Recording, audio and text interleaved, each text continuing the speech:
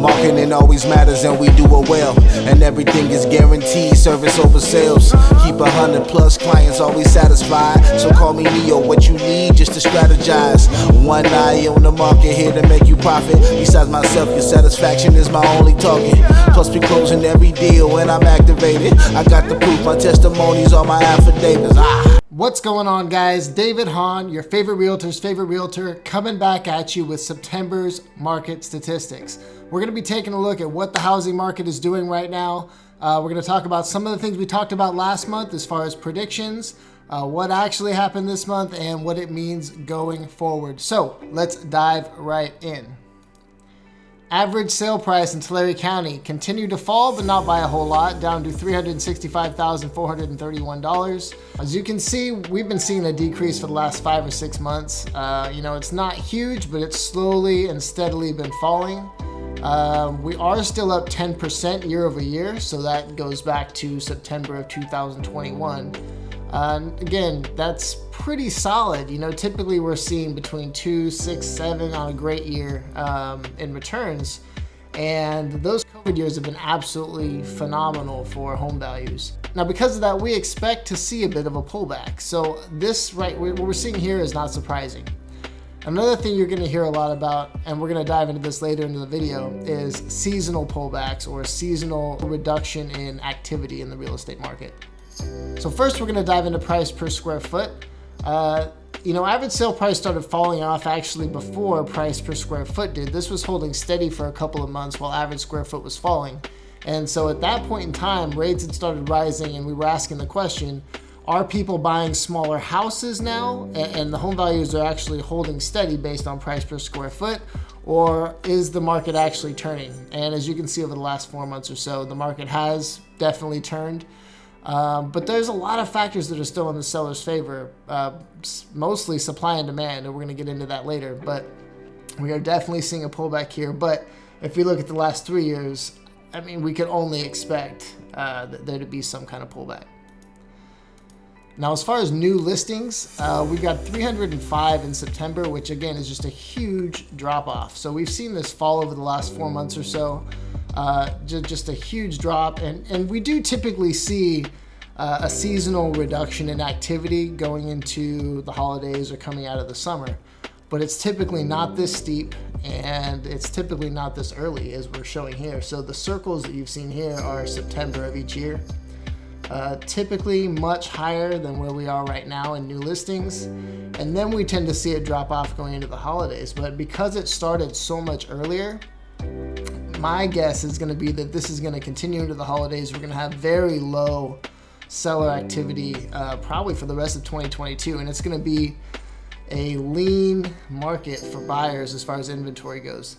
Not that they're jumping to buy right now with rates as crazy as they are anyway, but that's another thing that I don't really expect to get better right away. The Fed is still doing everything they can to curb inflation. So far, it hasn't really worked. So I expect them to just keep pushing rates up, if anything. So if you're waiting for rate reductions, you might be waiting a while.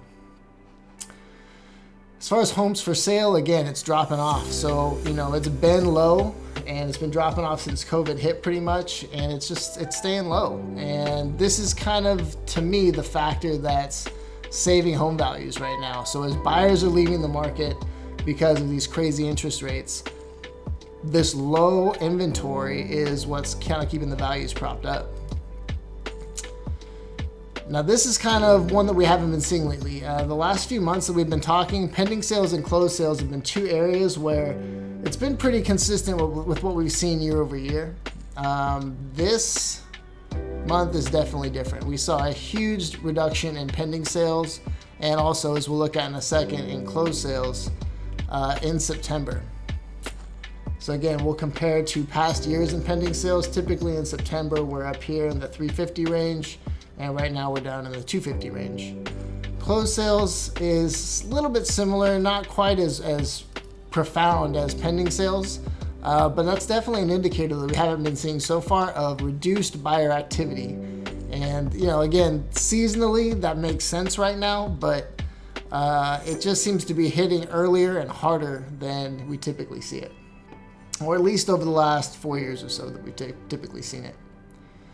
Taking a look at days on market, that is steadily rising, but still quite low. I think it's 13 right now.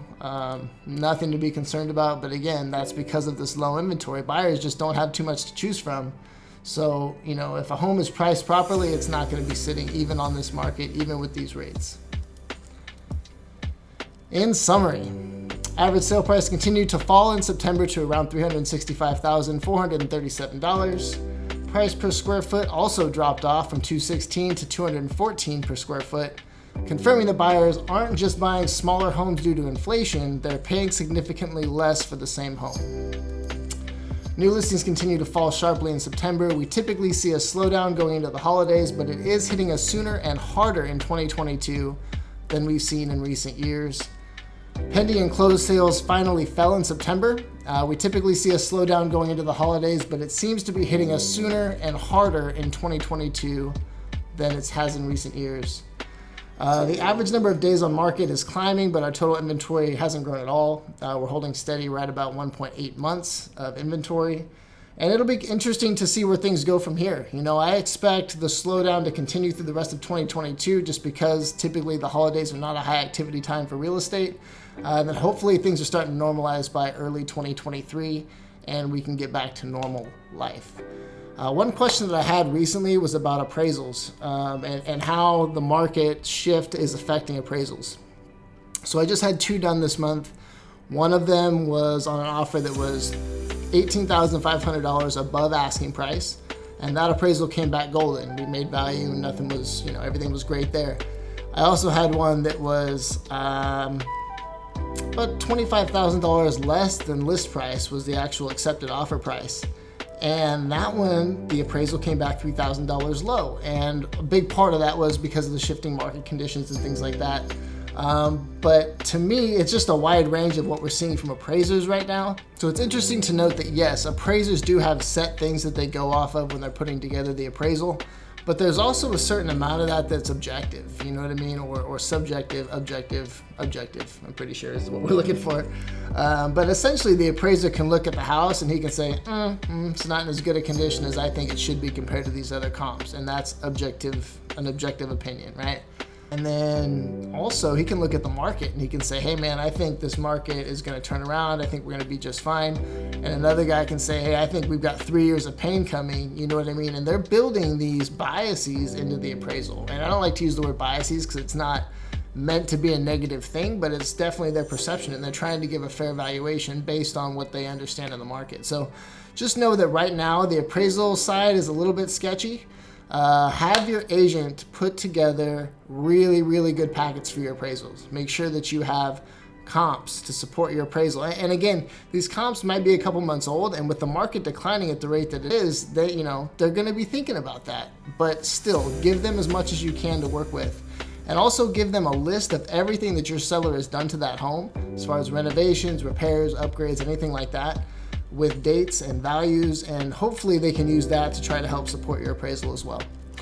That's all I got for you guys this month. We'll probably be talking about some other things before the next market update, but if not, I will see you next time, and thank you for watching. Take care. Having a little trouble, ask David, huh? When they never get it done, ask David, huh? They gon' wanna give a hand, ask David, huh? Need someone to set the day, ask David, huh? David, huh? David, huh? When they all falling short, pass me the baton.